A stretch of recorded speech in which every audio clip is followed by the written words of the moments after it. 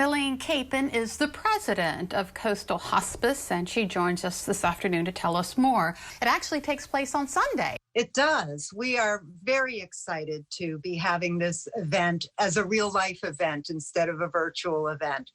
On Sunday in Cambridge at Long Wharf, we are having our bereavement event where families and other people in the community who've experienced a loss can come together, social distancing and masks required, but we're going to come together in person and have a celebration of life for those who have passed on, where people will be able to participate.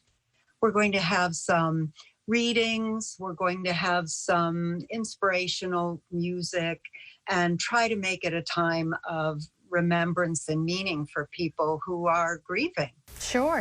And although it's being put on by Coastal Hospice, you don't have to be associated with Coastal Hospice to participate? You do not. It's open to anyone in the community that's experienced a loss of any kind. So we mentioned healing powers, and you know, the water really does have a way of bringing peace, doesn't it? It does. It's a little bit magical. And I think, grief is often compared to waves in that it sort of builds and comes in like a wave and then it kind of recedes. And I think there is something just calming about that rhythm of the water. And everybody is asked to bring a seashell. What's that about? The seashells, we write the name of the person we are remembering, and we do a little bit of a memorial where people can share something, a memory about the person, and at the end we cast the shells off into the water as a way of letting go. That sounds so necessary, especially now with COVID.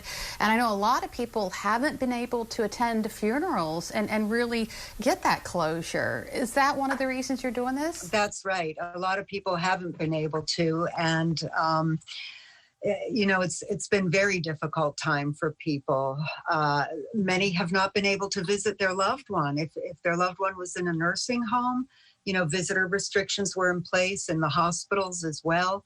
And so there's a lot of that unresolved kind of grief, and the ability to do this outdoors and be able to distance safely from each other is really important.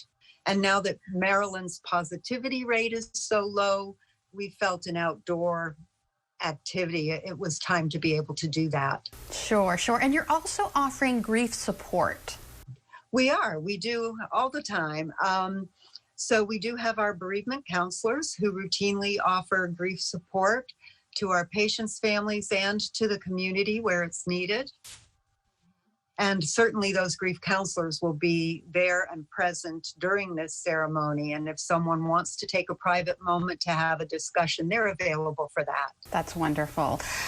Before we let you go, I want to talk about another thing. Coastal Hospice is launching something called Community Connection. We are. So Community Connections is a way of reaching the community that normally we're out there educating the public about what we do, what our programs are, how we can help. And since we have not been able to do that, we're going to provide these Zoom, Facebook Live sessions where different members of our team will talk about different aspects of hospice and palliative care and how we can help you and your loved ones. And the community memorial gathering, also a wonderful idea. And we'll have information on both of those events and programs on our website, delmarvalife.com. Elaine, I know it's virtual, but it's still great to see you. Good to see you too, and thank you for giving us the time today.